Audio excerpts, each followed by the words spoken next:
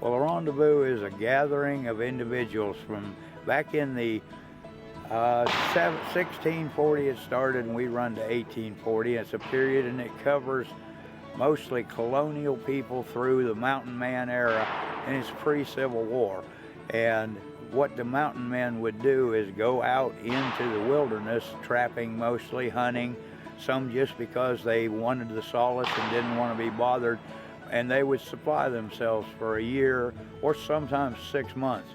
But they had their supplies, and they all knew where the gathering point would be, and the colonials would come out by wagon train or mule pack and set up a rendezvous, which basically brought in the goods that the mountain men and trappers needed to resupply for a year, and also a point where they could trade in their pelts and what they had gathered. And we have both a collection, as you notice down through here, is what we call Sutler's Row. And Sutler's Row is basically the vendors, Hudson Bay and such, that would have come out to meet with the mountain men in some remote area. And they would bring the goods and services to the mountain men. And we have what we call buckskinners, that is the mountain men. You'll see them running around here in buckskins or similar attire, and you can tell the difference between a colonial because most are wearing knee breeches and a shirt and a little merchant's cap. I personally prefer this little sailor's cap, I guess in lieu of better words, and I wear the trappings of a mountain man right now. I also portray colonial, and but anyway, we all gather here. We even have a display of Indian teepees down here. We have Native Americans with us that perform all night. And during the night, you'll wander around through here, and it's truly about fun and living history exactly as it was lived back in those time periods. We are the National Rendezvous and Living History Foundation. The organization was created as a spin-off from the National Muzzleloading Rifle Association, which is a national organization that also follows the guidelines and the rules of the National Rifle Association. All of our purposes are living history, to teach the history that is being left out of history books right now. And we want to get out and show people exactly what it was. One of the common questions that we get asked by the public here is that a real fire? The public has this conception that at 5 o'clock we all go back to the hotel. We don't. Life starts in this encampment when dark gets here. Music's playing everywhere you go in camp. There's people making music.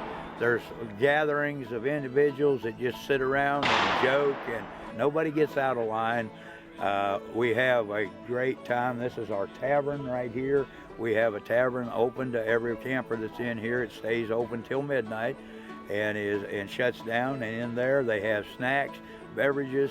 They play all kinds of games, from a game called Two-Card Guts to a game called Farkle, to many, many games that are period correct games that were played back in that time period.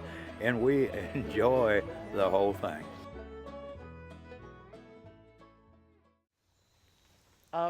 My brother had come to a few, and he loved it, and he just talked it up so much I had to come. And as soon as you do, you know why everybody is here, because it's so fun and there's so many great people in this hobby. You know, there's so many different aspects of this hobby that you can get interested in. I started out, I was more interested in the clothing just because it's really fascinating to me, but there's all other people go into it for other reasons. There's people that really like the research, and there's some people just come for the fun, but you know, the shooting is amazing. It's pretty incredible what you can do with a little bit of black powder and a ball. Grew up in the country, and we ran around on 60-something acres and played in the woods and threw tomahawks and watched Daniel Boone and Davy Crockett and all that stuff. That was really big during the time period. But yeah, and that really got you interested, and just like being outside, so it's not that big of a stretch. You gotta like camping. It's interesting because I asked this girl the other day. I said, "When did you start this?" She goes, "Well, I was in diapers and being drug in a wagon." I was like, "Okay, so you've been at this a little while." Yeah, it's quite amazing when you see just a little toddler, somebody maybe having a little carriage or something, and watch them grow up, and all of a sudden they turn around and tell you they're 16, 17. It's like, you're amazing that they're still coming to these. And it's just the fun. It becomes one big family too. Yes. Everybody's like, they kind of watching each other's kids, and everybody's just. Yeah, we're just one big family. Yes. And you stop and figure here, this is more of a community than you actually see in other places, because we watch out. So like just like I would treat her as my sister, you know, and he could be my brother in that, and that's how we treat it. If something happened with somebody, we be there for them. It don't matter who they are and where they came from. Yeah, everybody. We're not prejudiced here. We're not against anything here. We're just one happy family, and we enjoy it. Everybody gets excited when the latest archaeological dig comes up. They're like, "Oh, they just found a shipwreck off of something," and everybody start talking about all the research that they're pulling out of the ocean or whatever. Oh, yeah. Yeah, like the Titanic, you know, where they just pulled up something, a violin, still in a case. Now that's worth billions of dollars, but it's the defining of it. It's the history of it. You go back and say, who actually had that violin? And you do your search on it, and that's what a lot of people look for. Irony is I was never interested in history in school. I hated it. It was like my worst class. It was not interesting. They didn't present it well. I mean, it's, you know, you've got to cover a certain amount of facts, and history doesn't get any smaller. It just keeps growing as we, you know, every day, every minute. So there's a lot for the teachers to cover in order to pass the SATs or whatever tests they're running now, but they have to skim across it. So when you actually dive in a little further and start discovering like weird and really cool facts, like, well, you have to do your search on whatever you want to portray. Okay, if you want to portray a long hunter or whatever it may be, you have to do your search on it, and that's the best way. Yeah, that'll save you a lot of money if you decide what it is you want to be portraying. If you're a farmer in the 18th century, what, you know, 18th century is 100 years. You have to narrow that down. What part of the 18th century you're portraying. If you're doing the 1750s, then this is the typical clothing the man would wear in the 1750s. Everybody's at different levels on the learning process, and some people don't go any further than I'm showed up, I got a tent and some funny clothes, and I'm happy with it. You know, it's like when I hang out with my friends. Hey, good girl. Good shot.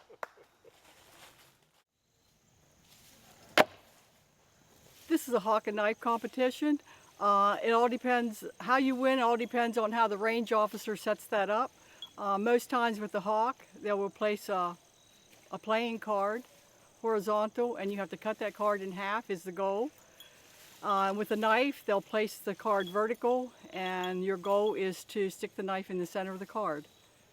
My husband's been rendezvousing for about 18 years. I've been rendezvousing for 15. I sat and watched for a couple of years, and then decided this is something that I might want to try. And we've been somewhat successful at it. Some days are better than others. The period that we represent officially as an organization goes up to 1840. The period that I try to represent is from the French and Indian War, from the mid-1750s up to the Revolutionary War. And during that time with the hawk and knife, they would have used them both for protection as a weapon, and also used them for cutting wood and for helping with dressing a deer. So they used them for the chores and for protection. So they were used for throwing, but that was last resort. And they'd usually use their guns. Some of the fellows in history has written that they were able to load their guns on the run. Turn and fire, run, load the guns again and turn and fire. And when they got too close, to be able to just take the hawk and throw the hawk.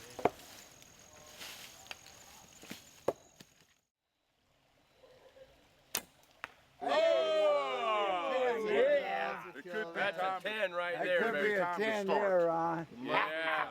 These are actually like a hunting situation. The targets are placed with brush and, you know, just like a real animal would be, not out in the wide open. And we use our primitive bows and primitive arrows, just like our ancestors did, to make meat, which was your food, okay?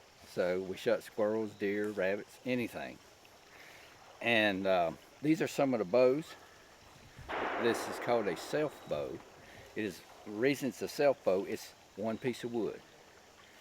Okay, this is the way the Native Americans would have made a bow, out of one piece of wood, because they had nothing to laminate together like we do nowadays.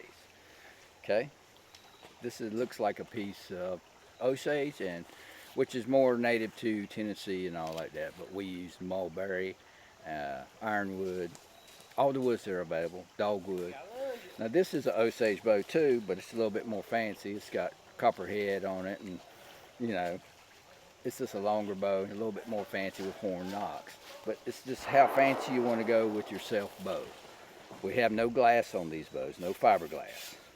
Okay, and you have to use a self-nocked arrow. It's a wet one, but these are, you can hand me a plastic one too. Hand me a plastic knock. This is the plastic knock. These are really not allowed here. We're supposed to use self-knock, which that means whatever the arrow is made out of, that is what the groove is in, and we wrap it so it won't split. Okay, these are more traditional type arrows. But that's our competition, and we score as 5 for a body hit and 10 for the vitals. We have vitals marked out. Well, I portray a long hunter. Okay, a long hunter was a white man, maybe a half-breed back in the 1700s, but he went on a long hunt and he hunted for the forts. Okay, he was like the roving Walmart. He'd go out and get meat and put it at a designated location. You know, they could eat rancid meat back then. We could, but you know, nowadays we can't. So they would send a runner out from the fort every 3 or 4 weeks and pick up the venison or whatever was hanging there at a predetermined location. And these guys were called long hunters because they went out in Indian territory, and it was in Indian dress, and they knew all the Indian ways, and they used a bow just like an Indian, and they used their guns too, you know. But if they were close to hostiles, they would use their bow because they were making money by bringing meat in. So on their long hunts, what might have been 2 months, 3 months, they'd go out and then come back to the fort to get paid. And they laid around and just goofed off because they hunted and risked their life for these people, and they were always held in contempt because they always thought they were sorry, because they just come around, drink, and lay around, you know, for a couple of weeks, and then they'd go out on another long hunt. So that's why they're called long hunters. Well, they mostly knew how to hunt, okay, but then they learned how to hunt and evade detection, okay. These were like the early Navy SEAL dudes, okay. So they went out in Indian dress. They could pass for Indians at a distance, you know, but you know, tribes were territorial. They didn't want nobody in their hunting grounds and stuff, but these guys would go in, slip in, get their game, get out.